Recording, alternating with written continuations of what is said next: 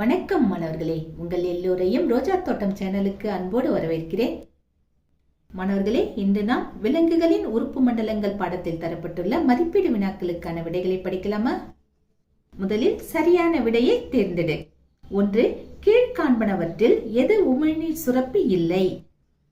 நாவடி சுரப்பி, கீழ்த்தாடை சுரப்பி, மேலெண்ண சுரப்பி இவைகள் மூன்றுமே உமிழ்நீர் சுரப்பிகள் தான். லாக்ரிமால் என்பது உமிழ்நீர் சுரப்பி இல்லை. நம்ம கண்களை ஈரமா வச்சுக்கிறதுக்கு உதவக்கூடிய ஒரு சுரப்பி தான் லாக்ரிமால். சரிங்களா? இந்த இடத்துல சரியான விடை லாக்ரிமால். 2. மனிதனின் இரைப்பையில் பெரும்பாலும் சிரிப்பவை டேஷ் ஆகும். விடை மனிதனின் இரைப்பையில் பெரும்பாலும் சிரிப்பவை புரதங்களாகும். 3. மூச்சுக்குழலின் துளைக்குள் உணவானது நுழைவதை தடுப்பது டேஷ் ஆகும். குரல் வலை மூடி ஆகும். 4. பித்த நீர் டேஷ் செரிக்க உதவுகிறது. பித்த நீர் கொழுப்புகள் செரிக்க உதவுகிறது. 5. சிறுநீரகத்தின் அடிப்படை செயல் அலகு டேஷ் ஆகும்.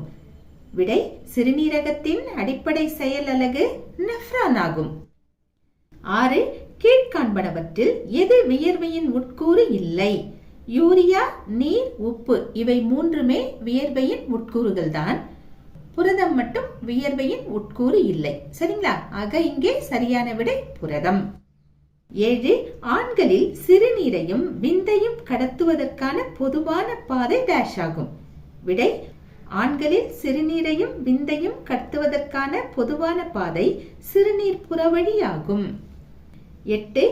கீழ்காண்பனவற்றில் எது பெண் இனப்பெருக்க மண்டலத்தில் காணப்படாத பகுதி? அண்டம், கருப்பை, அண்டக்குழாய் இவைகள் மூன்றுமே பெண் இனப்பெருக்க மண்டலத்தில் காணப்படக்கூடிய உறுப்புகள். காணப்படாத உறுப்பு எதுன்னு கேட்டிருக்காங்க. விந்தகம் என்பது சரியான விடை. ஏன்னா விந்தகம் ஆண் இனப்பெருக்க மண்டலத்தை சார்ந்த ஒரு உறுப்பு. அடுத்தது கோடிட்ட இடங்களை நிரப்பு. 1. சிறுகுடலோடு இரைப்பை இணையும் பகுதி டேஷ் ஆகும். விடை சிறுகுடலோடு இரைப்பை இணையும் பகுதி பைலோரஸ் ஆகும். தமிழ்ல சொல்லணும்னா குடல்வாய். 2. உமிழ்நீரோடு உணவினை கலக்குவதற்கு பயன்படும் தசையாலான உணர்வு உறுப்பு டேஷ் ஆகும். நாக்கு ஆகும். 3. கல்லீரலால் சுரக்கப்படும் பித்த நீர் தற்காலிகமாக டேஷில் சேமித்து வைக்கப்படுகிறது. பித்தப்பையில் சேமித்து வைக்கப்படுகிறது. 4. உணவு பாதையில் மிகவும் நீளமான பகுதி டேஷ் ஆகும். உணவு பாதையில் மிகவும் நீளமான பகுதி சிறுகுடல் ஆகும். 5. மனித உடலானது டேஷ் வெப்பநிலையில் இயல்பாக செயல்படுகிறது.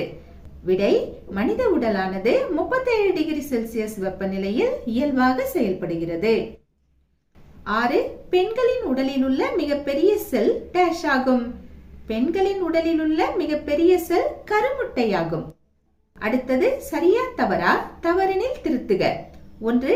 இரைப்பையில் காணப்படும் நைட்ரிக் அமிலம் உணவில் உள்ள நுண்ணுயிரிகளை கொல்கிறது. இது தவறு. எப்படி சரியாக எழுதலாம்? இரைப்பையில் காணப்படும் ஹைட்ரோகுளோரிக் அமிலம் உணவில் உள்ள நுண்ணுயிரிகளை கொல்கிறது. இப்போது இந்த கூற்று சரியாகிவிட்டது. அடுத்தது 2. செரிமானத்தின் போது புரதங்கள் அமினோ அமிலங்களாக உடைக்கப்படுகின்றன. ஆமாம், இது சரிதான். 3. கிளாமருலார் வடிநீரில் அமினோ அமிலங்கள், வைட்டமின்கள், ஹார்மோன்கள், உப்புகள், குளுக்கோஸ் மற்றும் தேவையான பொருட்கள் காணப்படுகின்றன. இது தவறு. ஏன்னா கொடுக்கப்பட்டுள்ளவைகளில் ஹார்மோன்கள் இடம்பெறக்கூடாது. ஹார்மோன்கள் இல்லாம இந்த கூற்றை நாம எழுதணும். அப்பதான் அது சரியாக மாறும். எப்படி எழுதலாம்? கிளாமருலார் வடிநீரில் அமினோ அமிலங்கள், வைட்டமின்கள், உப்புகள், குளுக்கோஸ் மற்றும் தேவையான பொருட்கள் காணப்படுகின்றன. அடுத்தது பொறுத்துக. ஒரு பக்கத்துல உறுப்பு கொடுத்திருக்காங்க, இன்னொரு பக்கத்துல நீக்குதல்னு கொடுத்திருக்காங்க. எந்த உறுப்பு எதை நீக்குதுன்னு பார்த்து நாம பொருத்தணும். பொருத்துவோமா? தோல் வியர்வையை நீக்குகிறது. நுரையீரல்கள் கார்பன் டை ஆக்சைடை நீக்குகின்றன. பெருங்குடல் செரிக்காத உணவை நீக்குகிறது. சிறுநீரகங்கள் சிறுநீரை நீக்குகின்றன. அடுத்தது கீழ்கண்டவற்றை வேறுபடுத்துக. முதல்ல என்ன கேட்டிருக்காங்கன்னா கழிவு நீக்கம் மற்றும் சுரத்தல். இந்த இரண்டையும் நாம வேறுபடுத்தி காட்டணும். வேறுபடுத்துக கேட்டுட்டாங்க. ஒரு பக்கத்துல கழிவு நீக்கம்னு எழுதிக்கலாம், இன்னொரு பக்கத்துல சுரத்தல்னு எழுதிக்கலாம். First point. செல்களில் நிகழும் வளர்சிதை மாற்ற நிகழ்வின் போது நைட்ரஜன், யூரியா போன்ற முக்கிய கழிவுப் பொருள்கள் உருவாகின்றன. இந்த கழிவுப் பொருள்களை உடலை விட்டு நீக்குவதையே கழிவு நீக்கம் என்கிறோம். இந்த பக்கம் வாங்க. சுரப்பிகள் சுரக்கும் நொதிகள் உடலியல் செயல்பாடுகளை ஒழுங்குபடுத்துகின்றன. இந்த நொதிகள் உருவாக காரணமான நிகழ்வை சுரத்தல் என்கிறோம். அடுத்தது செகண்ட் பாயிண்ட். சிறுநீரகங்கள், தோல், நுரையீரல் போன்றன நமது உடலில் உள்ள முக்கிய கழிவு நீக்க உறுப்புகளாகும். இந்த பக்கம் வாங்க. உமிழ்நீர் சுரப்பி, வியர்வை சுரப்பி, எண்ணெய் சுரப்பி, அட்ரினல் சுரப்பி, தைராய்டு சுரப்பி, பிட்யூட்டரி சுரப்பி போன்றன நமது உடலில் உள்ள சில முக்கிய சுரப்பிகள் ஆகும். இந்த சுரப்பிகள் மட்டும் இல்ல, இன்னும் நிறைய சுரப்பிகள் இருக்கு. நம்ம ஒரு சிலவற்றை மட்டும் இங்க குறிப்பிட்டு எழுதியிருக்கோம். சரிங்களா? அடுத்தது உறிஞ்சுதல் மற்றும் தன்மையமாதல். இதற்கான விடை புத்தகத்திலேயே அழகா தரப்பட்டிருக்கு. வேறுபடுத்துகன்னு கேட்டுட்டாங்க. நாம உறிஞ்சுதல் ஒரு பக்கத்துல எழுதிக்கலாம், இன்னொரு பக்கத்துல தன்மையமாதல் எழுதிக்கலாம். 242வது பக்கத்துக்கு வாங்க. இங்க கீழே வந்தீங்கன்னா உணவு உறிஞ்சப்படுதல் இருக்கு இல்லையா, அதுதான் உறிஞ்சுதல். அதுக்கு கீழே ஒரு சின்ன தலைப்பு இருக்கு பாருங்க, உணவு தன்மையமாதல் இருக்கு பாருங்க, அதுதான் தன்மையமாதல். இத ரெண்டையும் நாம எடுத்து எழுத வேண்டியதுதான். முதல்ல உறிஞ்சுதல் பக்கத்துக்கு வாங்க. உறிஞ்சுதல் என்பது செரிமானத்திற்கு பின்னர் பெறப்பட்ட ஊட்டச்சத்துக்களானவை குடல் உறிஞ்சிகளால் உறிஞ்சப்பட்டு இரத்தம் மற்றும் நிணநீர் மூலம் உடல் முழுவதும் விநியோகிக்கப்பட்டு ஒவ்வொரு உடல் செல்களின் தேவைகளுக்கேற்ப வழங்கப்படுதல் ஆகும். இதுதான் உறிஞ்சுதல். அடுத்தது தன்மையமாதல் பக்கத்துக்கு வாங்க. அதுக்கு கீழே இருக்கு பாருங்க. தன்மையமாதல் என்பது உறிஞ்சப்பட்ட உணவுப் பொருட்களை உட்புறம் உள்ள மற்றும் ஒத்திசைவான திசுக்களோடு இணைப்பதாகும். இதை எடுத்து எழுதுங்க. சரிங்களா? அது ஒன்னும் கீழே ஒன்னா கொடுத்திருக்காங்க, நாம வேறுபடுத்தி காட்டுறோம், அவ்வளவுதான். அடுத்தது மூன்றாவது வேறுபடுத்துக, உட்கொள்ளுதல் மற்றும் வெளியேற்றுதல். இதற்கான விடை உட்கொள்ளுதல் 238வது பக்கத்தில் இருக்கு, வெளியேற்றுதல் 243வது பக்கத்தில் இருக்கு. 238வது பக்கத்துல மனிதனின் செரிமான மண்டலம்னு ஒரு தலைப்பு இருக்கா, அதுக்கு கீழே இருக்கிற முதல் பத்தியை விட்டுடலாம். அடுத்து தரப்பட்டிருக்கிற 2வது பத்தியில ஒரு 3 வரியை மட்டும் எடுத்து எழுதலாம்.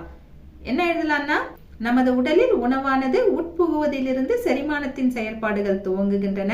இதுவே உட்கொள்ளல் எனப்படும். நம்ம சாப்பாடை வாயில வச்ச உடனே அங்கிருந்தே செரிமானம் ஆரம்பமாகுது. இததான் நம்ம உட்கொள்ளல் அப்படின்னு சொல்றோம். அடுத்தது வெளியேற்றுதல் எழுதணும். இதுக்கு 243வது பக்கத்துக்கு வரணும்.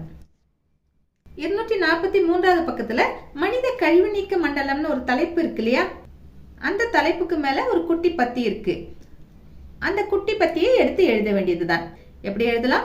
உட்கொள்ளப்பட்டு செரிக்காத மற்றும் தன்மயமாகாத உணவு பகுதியானது மலவாய் வழியாக கழிவு பொருளாக உடலிலிருந்து வெளியேற்றப்படுகிறது.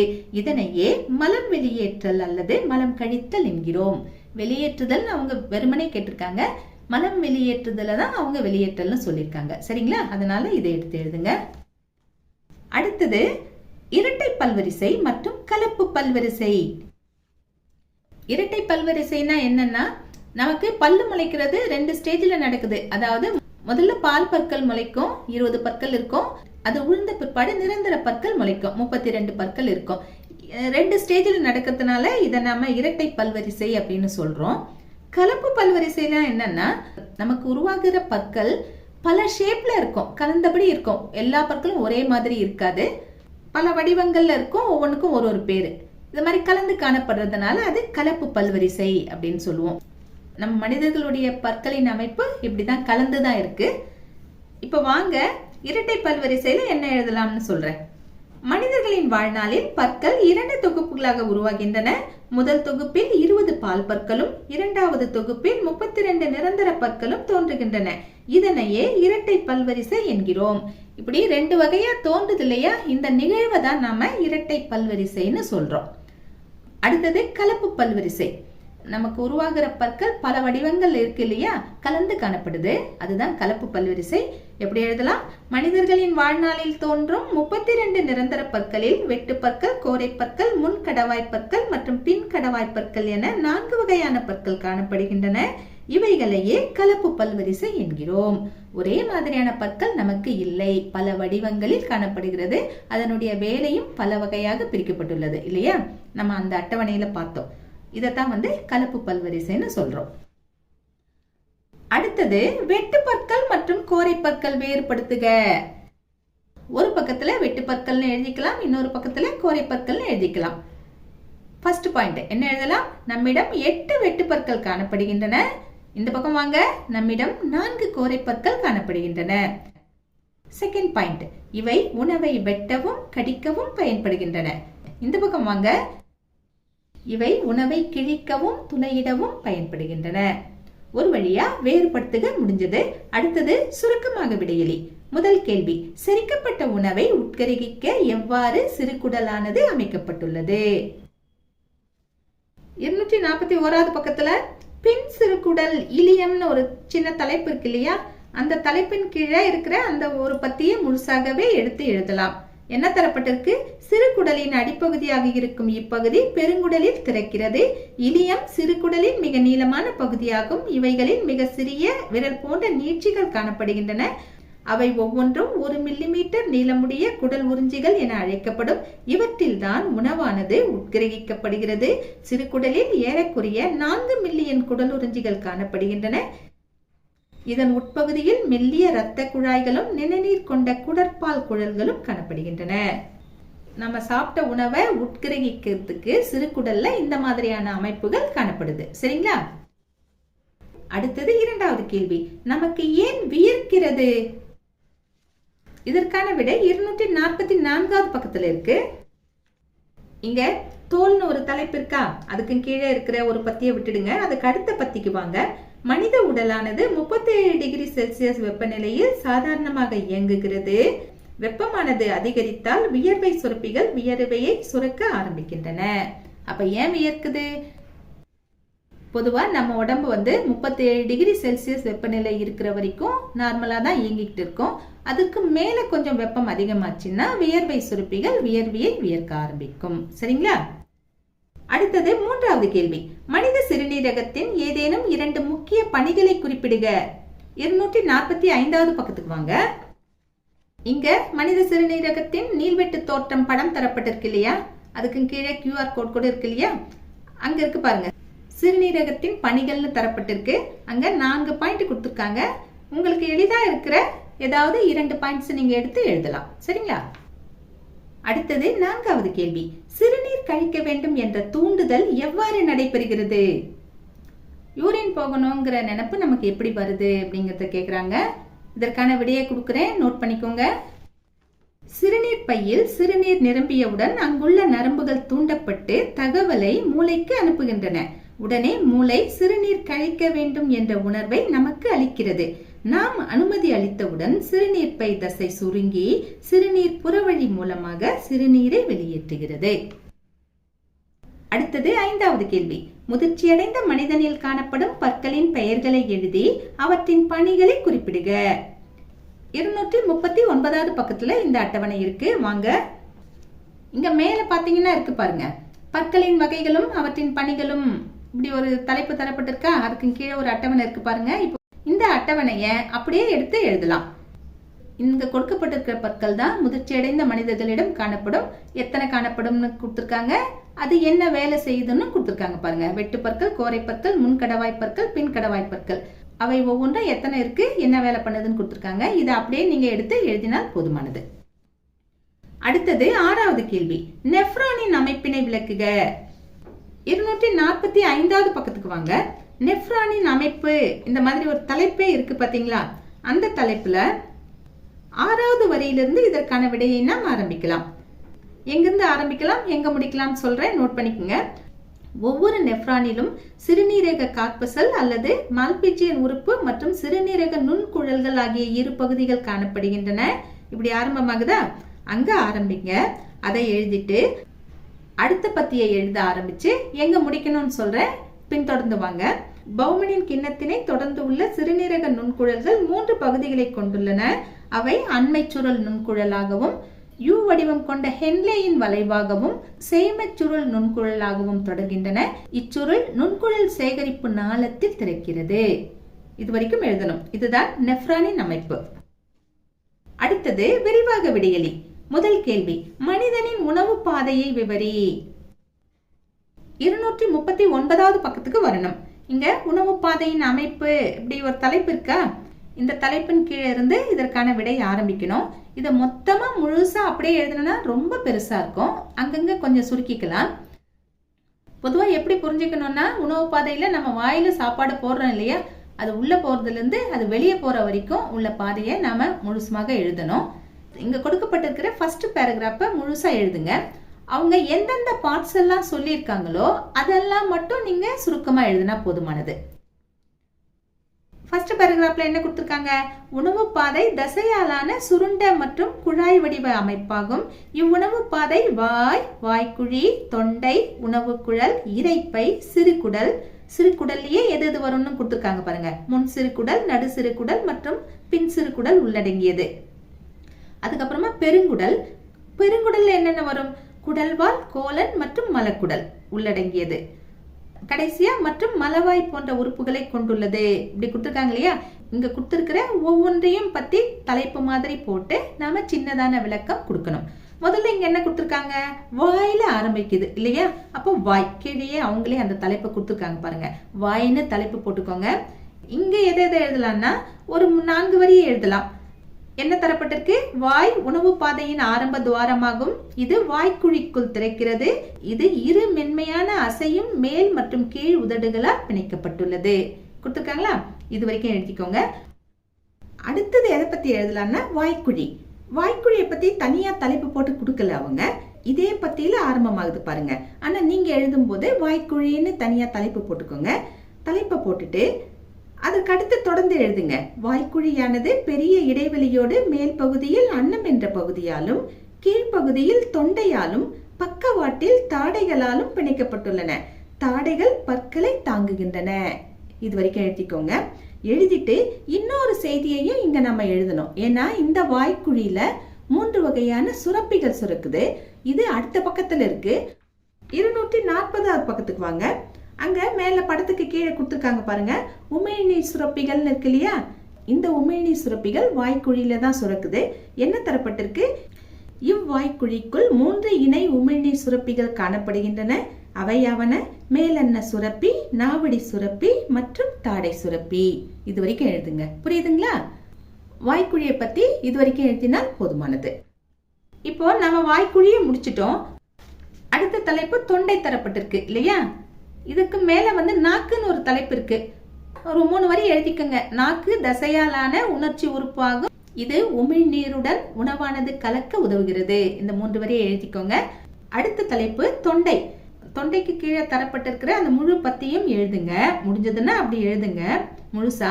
அப்படி இல்லைன்னா கடைசி 2 வரியை எழுதுங்க. இது வாயிலிருந்து உணவானது உணவு குழலுக்கு கடந்து செல்லும் ஒரு பாதையாக பயன்படுகிறது. இந்த 2 வரியை எழுதுங்க. முடிஞ்சா முழுசுமா எழுதுங்க, இல்லைன்னா இந்த 2 வரியை எழுதுங்க. இது முடிஞ்ச பிற்பாடு அடுத்தது உணவு குழல். இந்த தலைப்பு இருக்கா? இந்த தலைப்பின் கீழே இருக்கிற அந்த முழு பத்தியையும் எழுதியாகணும். எழுதிடுங்க. அதுக்கு அடுத்தது இரைப்பைன்னு ஒரு தலைப்பு இருக்கு. இரைப்பையில முதல்ல தரப்பட்டிருக்கிற அந்த 4 வரியை எழுதணும். இரைப்பையானது உணவு குழலுக்கும் சிறு குடலுக்கும் இடையே ஜே போன்ற வடிவத்தில் காணப்படும் தசையாலான அகன்ற உறுப்பாகும். இதை எழுதிக்கோங்க. இதை எழுதிட்டு அதுக்கு அடுத்த பேராகிராஃப்ல கீழே முடியிறத்துல பாருங்க. இரைப்பையில் உள்ள இரைப்பை நீர் மற்றும் அரைக்கப்பட்ட உணவும் சேர்ந்து உணவு கவலமானது அரை செரிமான நிலையில் மாறியிருப்பது இரைப்பை பாகு என அழைக்கப்படுகிறது. இந்த இரைப்பை பாகு குடலுக்குள் மெதுவாக குடல்வாய் வழியாக நகர்கிறது. குடல்வாய்னா பைலோரஸ். சரிங்களா? இதை எழுதிடுங்க. இப்போ நாம இரைப்பையை முடிச்சிட்டோம். அடுத்து கீழே வந்தீங்கன்னா சிறுகுடல்னு தலைப்பு இருக்கா? அங்க தரப்பட்டிருக்கிற அந்த ஒரு பத்தியை கம்ப்ளீட்டா எழுதிருங்க. என்ன தரப்பட்டிருக்கு? உணவு கால்வாயில் மிகவும் நீளமான பகுதி சிறுகுடலாகும். இது 5 முதல் 7 மீட்டர் நீளமுள்ள சுருண்ட குழலாகும். இக்குடல் 3 பகுதிகளை கொண்டுள்ளது. அவை முன் சிறுகுடல் அதாவது டியோடினம், நடு சிறுகுடல் ஜீஜினம் மற்றும் பின் சிறுகுடல் இலியம் ஆகும். இப்படி கொடுத்திருக்காங்களா? இதை எழுதிக்கோங்க. அதுக்கப்புறமா எந்த தலைப்பு வரும்? சிறுகுடல் முடிஞ்சதுன்னா அதுக்கு அடுத்து பெருங்குடல் தான். இது அடுத்த பக்கத்துக்கு நீங்க வரணும். 242வது பக்கத்துல பெருங்குடல்னு ஒரு குட்டி தலைப்பு இருக்கு பாருங்க. அங்க தரப்பட்டிருக்கிற அந்த முழு பத்தியையும் எழுதணும். என்ன தரப்பட்டிருக்கு? உறிஞ்சப்படாத மற்றும் செரிக்காத உணவு பெருங்குடலுக்குள் செலுத்தப்படுகிறது. இது பின் சிறுகுடலிலிருந்து மலவாய் வரை பரவியுள்ளது. இதனுடைய நீளம் சுமார் 1.5 மீட்டர் ஆகும். இது 3 பகுதிகளை கொண்டது. அவையாவன முன் பெருங்குடல் சீக்கம், பெருங்குடல் கோலன் மற்றும் மலக்குடல் ரெக்டம். இதை எழுதிக்கோங்க. பெருங்குடல் முடிஞ்சதுன்னா அதுக்கப்புறம் மலவாய் தான் கடைசி ஸ்டேஜ். இது எங்க இருக்குன்னா 243வது பக்கத்துக்கு வாங்க. மனித கழிவு நீக்கு மண்டலம்னு ஒரு தலைப்பு இருக்கா, அதுக்கு மேல ஒரு குட்டி பத்தி இருக்கு இல்லையா. இப்ப கூட ஒரு கேள்விக்கு இந்த பத்திய விடையா எழுதணும். இந்த இடத்துல தலைப்பு போடாம கொடுத்துருக்காங்க. நீங்க மலவாயின்னு இதுக்கு தலைப்பு போட்டுக்குங்க. போட்டுட்டு உட்கொள்ளப்பட்டு செரிக்காத மற்றும் தன்மயமாகாத உணவு பகுதியானது மலவாய் வழியாக கழிவுப் பொருளாக உடலில் இருந்து வெளியேற்றப்படுகிறது. இதனையே மலம் வெளியேற்றல் அல்லது மலம் கழித்தல் என்கிறோம். இதை எழுதிக்குங்க, சரிங்களா. உணவு பாதையில அவங்க எந்தெந்த தலைப்பெல்லாம் கொடுத்தாங்களோ அதையெல்லாம் நாம ஒவ்வொன்னா தனித்தனி குட்டி குட்டி தலைப்பா போட்டு அதை பத்தின ஒரு சிறு சிறு விளக்கங்களை கொடுத்தா இந்த கேள்விக்கான விடை தயாராகிவிடும். பார்க்கதான் ரொம்ப கஷ்டமா இருக்கிற மாதிரி இருக்கும். ஆனா நீங்க இதை தனியா இதற்கான விடையை ஒரு நோட்ல எழுதிக்கிட்டீங்கன்னா உங்களுக்கு எளிதாகவே இது புரியும், சரிங்களா. அடுத்தது 2வது கேள்வி. சிறுநீரகத்தின் அமைப்பினையும் சிறுநீர் உருவாவதில் உள்ள படிநிலைகளையும் விளக்குக. 244வது பக்கத்துல இதற்கான விடை இருக்கு. 245வது பக்கத்துல இதற்கான படம் இருக்கு, சரிங்களா. இதுதான் சிறுநீரகம். ஒரு பக்கத்துல முழுசா சிறுநீரகத்தை முழு தோற்றத்துல காமிச்சிருக்காங்க, இன்னொரு பக்கத்துல நீள்வெட்டு தோற்றத்துல காட்டியிருக்காங்க. இப்ப நம்ம கிட்ட அமைப்பு கேட்டிருக்காங்க. அமைப்புன்னும் போது சிறுநீரகங்கள்னு ஒரு தலைப்பு இருக்கு இல்லையா, அதுக்கும் கீழே நீங்க ஆரம்பிக்கணும். சிறுநீரகம் அடர் சிவப்பு நிறம் கொண்ட அவரை வடிவ உறுப்பாகும், இப்படி ஆரம்பமாகுதா, அங்க ஆரம்பிக்கணும். ஆரம்பிச்சு அந்த பத்தி முழுசா எழுதுங்க. 2வது பத்தியும் எழுதணும். 2வது பத்தியை எழுதணும்னா இந்த சிறுநீரகத்தின் அமைப்பு முழுசா முடிஞ்சிடும். கீழே தரப்பட்டிருக்கு இல்லையா, சிறுநீர் குழாய், சிறுநீர் பை, சிறுநீர் புறவழி. இதை எழுதாம இருந்தாலும் பரவாயில்லதான். ஆனாலும் ஒரு சுருக்கமா ஒரு 4 வரியில எழுதி இதை தொகுத்து கொடுத்துடலாம். அப்படி கொடுக்கப்படுறதுதான் இந்த பத்தி. எழுதிக்கிறீங்களா?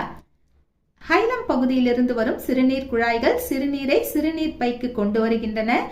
சிறுநீர் பையானது சிறுநீரை தற்காலிகமாக சேகரித்து வைக்கிறது. பிறகு சிறுநீர் புறவழி மூலமாக சிறுநீரை வெளியேற்றுகிறது. இப்படி எழுதிட்டீங்கன்னா இந்த 3 பத்தியுமே நீங்க எழுதுன மாதிரி கணக்காயிடும், சரிங்களா. இப்ப நம்ம சிறுநீரகத்தின் அமைப்பை எழுதிட்டோம். சிறுநீர் உருவாவதில் உள்ள படிநிலைகள்னு கேட்டிருக்காங்க. அது எங்க இருக்குன்னா 245வது பக்கத்துல சிறுநீர் உருவாகும் முறைன்னு ஒரு தலைப்பு இருக்கா, அங்க இருக்கு பாருங்க. கீழ்காணும் 3 படிநிலைகளில் சிறுநீரானது உருவாகிறது. என்னென்ன கொடுத்திருக்காங்க? கிளாமருலார் வடிகட்டுதல், குழல்களில் மீள உறிஞ்சப்படுதல், குழல்களில் சுரத்தல். இப்படி 3 ஸ்டேஜ் கொடுத்திருக்காங்க, 3 படிநிலைகள் கொடுத்திருக்காங்க இல்லையா. இதை 3ஐயுமே எழுதியாகணும். 3ஐயும் எழுதிட்டு 3ஐ பத்தியுமே கீழே விரிவா கொடுத்திருக்காங்க பாருங்க. சின்ன சின்ன தலைப்பா கொடுத்திருக்காங்க. கிளாமருலார் வடிகட்டுதல் இதை எழுதணும். அடுத்து குழல்களில் மீள உறிஞ்சப்படுதல் இதையும் எழுதணும். கடைசியா குழல்களில் சுரத்தல் இந்த மாதிரி ஒரு தலைப்பு இருக்கா, அதையும் எழுதணும். அதாவது எப்படி முடியுதுன்னா, ஒரு ஆரோக்கியமான மனிதன் ஒரு நாளைக்கு 1 முதல் 2 லிட்டர் சிறுநீரை வெளியேற்றுகின்றான், இப்படி இருக்கு இல்லையா. இந்த பாயிண்ட் எழுதணும்னு அவசியம் இல்லை, அதுக்கு மேலேயே நீங்க முடிச்சிடலாம். அதாவது சிறுநீர் வெளியேற்றப்படும் நிகழ்வே மைக்டியூரிஷன் அல்லது சிறுநீர் வெளியேற்றமாகும். இதோட முடிச்சுக்கலாம், சரிங்களா. நாம சிறுநீரகத்தின் அமைப்பை எழுதிட்டோம். சிறுநீர் உருவாவதில் உள்ள 3 படிநிலைகளையும் எழுதிட்டோம். ஒருவேளை படம் கேட்டாங்கன்னா 245வது பக்கத்துல இருக்கு இல்லையா, மனித சிறுநீரகத்தின் நீள்வெட்டு தோற்றம், அந்த படத்தை நீங்க வரையணும். ஆனா இப்ப கேட்கல, கேட்டாங்கன்னா வரையணும். அடுத்து பாருங்க, கூற்று மற்றும் காரணம் வகை வினாக்கள். முதல் கூற்று என்ன தரப்பட்டிருக்கு? சிறுநீரகங்களின் வழியே யூரியா வெளியேற்றப்படுகிறது. ஆமா, இந்த கூற்று சரிதான். காரணம் என்ன கொடுத்திருக்காங்க? யூரியா ஒரு நச்சுத்தன்மையுடைய பொருள். ரத்தத்தில் அளவுக்கு அதிகமாக யூரியா குவிந்தால் இறப்புக்கு வழிவகுக்கும். கொடுக்கப்பட்ட இந்த காரணமும் சரிதான். கூற்றுக்கு பொருந்தும்படியாகத்தான் இந்த காரணம் இருக்கிறது. அதனால் எதனை விடையாக எழுதலாம்? ஃபர்ஸ்ட் ஆப்ஷன் இருக்கு இல்லையா, கூற்றும் அதற்கான காரணமும் சரி. இக்காரணமானது கொடுக்கப்பட்ட கூற்றிற்கான சரியான விளக்கமாகும். இதை எடுத்து எழுதுங்க.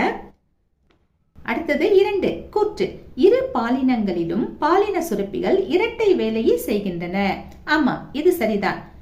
ஒவ்வொரு பாலினத்திலுமே அந்த பாலின சுரப்பிகள் 2 வேலையை செய்யுது. இப்ப ஆண் பாலினம்னு எடுத்துக்கணும்னா ஆண் பாலின உயிரணு அதாவது விந்தணுவை உற்பத்தி பண்ணுது, இது ஒரு வேலை. அதுக்கப்புறம் ஆண்களுக்கே உரிய ஹார்மோனை சுரக்குது, அதாவது டெஸ்டோஸ்டிரான சுரக்குது, இது ஒரு வேலை. 2 வேலையை செய்யுது. பெண் பாலினம்னு எடுத்துக்கணும்னா பெண் பாலின உயிரணு அதாவது கருமுட்டையை உருவாக்குது, இது ஒரு வேலை. அதுக்கப்புறம் பெண்களுக்கே உரிய ஹார்மோன் இருக்கு இல்லையா, ஈஸ்ட்ரோஜன் ப்ரொஜெஸ்ட்ரான் இருக்கு, இதை சுரக்க வைக்குது, இது ஒரு வேலை. 2 வேலை செய்யுது. ஆக இரு பாலின சுரப்பிகளுமே 2 வேலைகளை செய்கிறது. இந்த கூற்று சரிதான். அடுத்தது காரணம். பாலின சுரப்பிகள் முதன்மை பாலியல் உறுப்புகள் என அழைக்கப்படுகின்றன. கொடுக்கப்பட்ட இந்த காரணம் சரிதான். பாலின சுரப்பிகளை தான் நாம முதன்மை பாலியல் உறுப்புகள்னு சொல்றோம். ஆனா பாருங்க, கூற்றை விளக்கக்கூடிய வகையில் இந்த காரணம் இல்லை. ஒரு செய்தியை சொல்ற மாதிரி தான் இருக்கு. இந்த பாலின சுரப்பிகளின் வேலை நாம சொன்னோம் இல்லையா, அதை இந்த இடத்துல கொடுத்திருந்தாங்கன்னா பொருந்தி இருக்கும்.